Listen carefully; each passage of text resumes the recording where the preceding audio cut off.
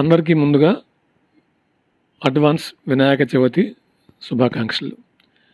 ఈ నెల అనగా ఆగస్టు 27వ తేదీ వినాయక చవితి పండుగ జరుపుకుంటారు. అయితే ఈ వీడియోలో వినాయక చవితికి సంబంధించిన కొన్ని విషయాలని నేను మీకు తెలియజేస్తాను. వీడియో నచ్చితే లైక్ చేయండి, షేర్ చేయండి, కామెంట్ చేయండి. కొత్త వారైతే మన ఛానల్ని సబ్స్క్రైబ్ చేసుకోండి. మన దేశంలో మొదట పూజించేది గణేశుడినే. మొదట మనం స్మరించేది కూడా ఆయన్నే. పూర్ణ కుంభం లాంటి ఆ దేహం, బాణ వంటి కడుపు, పరిపూర్ణమైన ఈ జగత్తుకి గుర్తన్నమాట.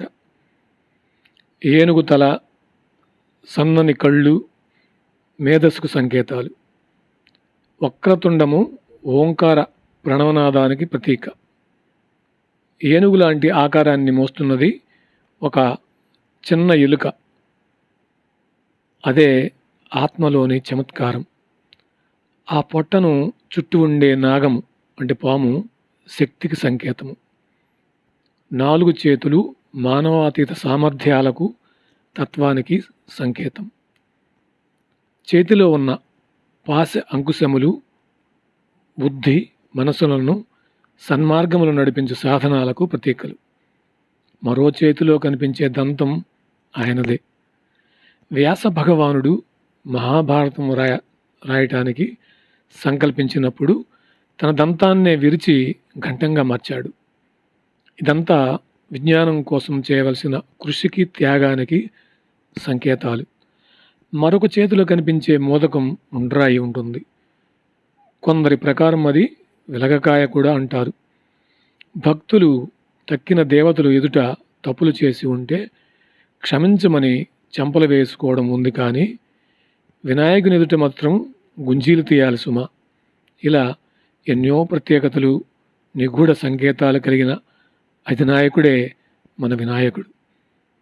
అయితే ఇప్పుడు మనము వినాయకుడు ఏకదంత అంటాం. మనం ఏకదంతుడు ఎలా అయ్యాడనేది ఈ కథ ద్వారా వివరిస్తాను. కార్తవీర్యుని వధించిన అనంతరం పరశురాముడు తన గురువైన పరమశివుని దర్శించుకోవాలని కైలాసం వెళ్ళాడు. ఆ సమయానికి శివపార్వతులు ఏకాంతంలో ఉన్నారు. బయట కాపలా కాస్తున్న గణపతి పరశురాముడిని లోనికి వెళ్లకుండా అడ్డగించాడు. దాంతో పరశురాముడు ధిక్కరించడంతో గణేశుడు తన తొండంతో పరశురాముడిని పైకెత్తి పడేశాడు. ఆగ్రహించిన పరశురాముడు తన చేతిలోని గండ్రగొడ్డలని గణపతిపై ప్రయోగించడంతో ఒక దంతం ఊడిపడింది. ఆ చప్పుడుకు ఉలిక్కిపడిన పార్వతీ పరమేశ్వరులు బయటికి వచ్చారు. నెత్తురోడుతున్న బాలగణపతిని పార్వతి ఎత్తుకొని పరశురాముడిని తీవ్రంగా మందలించింది. తన వల్ల జరిగిన అపరాధాన్ని మన్నించమని పరశురాముడు వేడుకున్నాడు. ఒక దంతం పోగొట్టుకున్న ఆనాటి నుంచి గణపతి ఏకదంతుడిగా పేరు పొందాడు. అయితే ఈరోజు ఉదయాన్నే కూడా 5 గంటలకి 4:30 5 గంటలకి శుభముహూర్తంలో లేచి స్నాన ఆదికాలు, తలస్నానం చేసుకుని ఇల్లు అలాగే పూజా మందిరము 2 కూడా శుభ్రపరచుకొని గడపకు పసుపు, కుంకుమ, అలాగే గుమ్మానికి తోరణాలు, అలాగే పూజా మందిరంలో ముగ్గులు వేసుకొని ఆ పూజ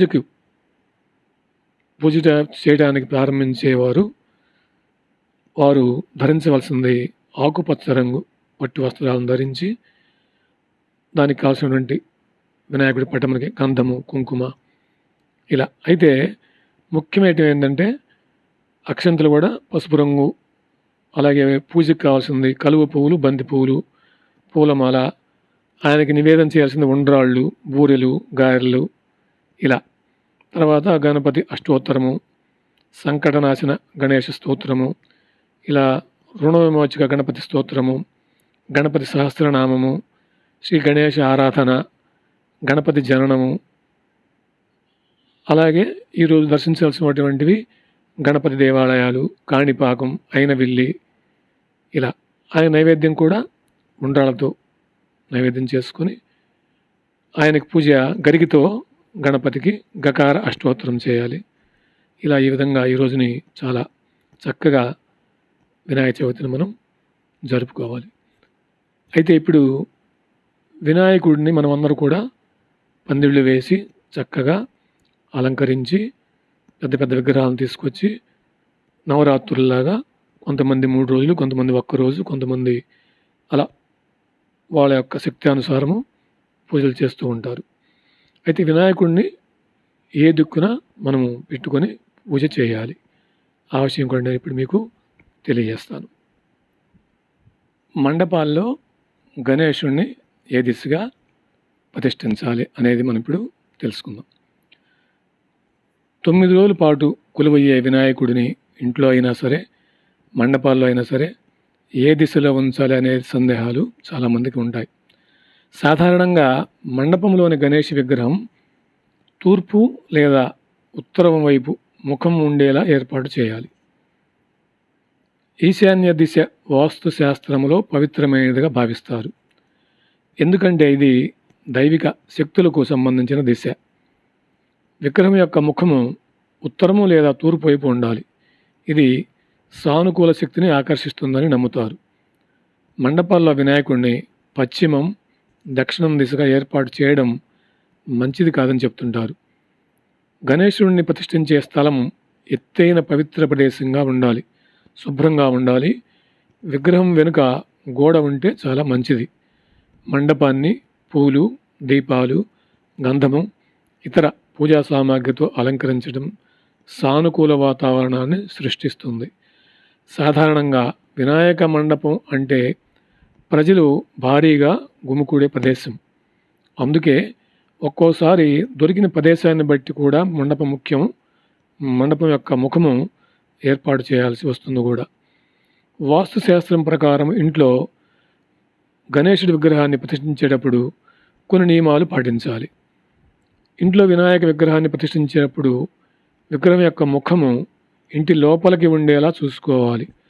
అంటే తూర్పు లేదా ఉత్తరం వైపు ముఖం ఉండేలా ప్రతిష్ఠించాలి. మరొక ముఖ్యమైన విషయం ఏంటంటే కుడివైపు తొండం ఉండే విగ్రహం కన్నా కూడా ఎడమవైపు తొండం ఉండే విగ్రహం మంచిదిగా భావిస్తుంటారు.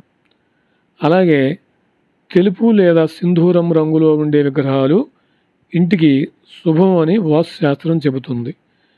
నలుపు రంగు విగ్రహాలు అస్సలు తెచ్చుకోవద్దు. ఎందుకంటే ఈ కాలంలో అంతా కలర్స్ ఉంటాయి కాబట్టి అసలు వాటి జోలికి పోకుండా మట్టి విగ్రహాలను పూజించడం చాలా శుభప్రదం. వినాయక చవితి రోజున ముందుగా పసుపు గణపయ్యకి పూజలు చేసి అనంతరం తీసుకొచ్చిన విగ్రహాన్ని ప్రతిష్ఠించి పూజలు చేస్తారు. ఈ సందర్భంగా విగ్రహానికి నూతన వస్త్రం వేసి అలంకారం చేస్తారు. అయితే అలాగే విగ్రహం కూడా అపవిత్రమైన ప్రదేశాల దగ్గరగా ఉండకూడదు. ఈ సూచనలు సాధారణ వాస్తు సంప్రదాయ నియమాలపై ఆధారపడి ఉంటాయి. ఇలాగే ఉండాలని లేదు. స్థానిక సంప్రదాయాలు, పండితుల యొక్క సలహాలను బట్టి కొన్ని వ్యత్యాసాలు మారచ్చు. మీరు మీ వినాయకుడిని తీసుకొచ్చి ప్రతిష్ఠించే ముందు స్థానిక పండితులను ఓసారి సంప్రదించి కూడా సలహాలు స్వీకరించండి. అయితే మనం ఎన్ని చేస్తామనేది ముఖ్యం కాదు. పద్ధతులు అనేది ముఖ్యం ఉన్నప్పటికీ దానికన్నా కూడా మనకేం కావాలంటే మనం చేసేటువంటివి ఆ వినాయకుడికి చేసేటువంటి అంటే భక్తి శ్రద్ధలతో చేసేటువంటి భక్తి ముఖ్యమని అందరూ కూడా గుర్తుంచుకోవాలి. మరొకసారి వినాయక చవితికి అందరికి కూడా శుభాకాంక్షలు. అందరికీ ధన్యవాదాలు.